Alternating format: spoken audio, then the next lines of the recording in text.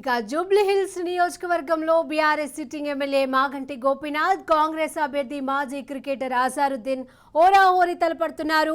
BJP అభ్యర్థి లంకల దీపక్ రెడ్డి సైతం సై అంటే సై అంటున్నారు. పేరుకే సంపన్నులు ఉండే నియోజకవర్గమైన పేదల బస్తీలే ఎక్కువగా ఉన్నాయి. అత్యధికంగా 1,40,000 మంది ఉన్న మైనార్టీ ఓటర్లు సహా మధురానగర్, బోరబండ, శ్రీనగర్ కాలనీలలో సెటిలర్స్ కీలకంగా ఉన్నారు.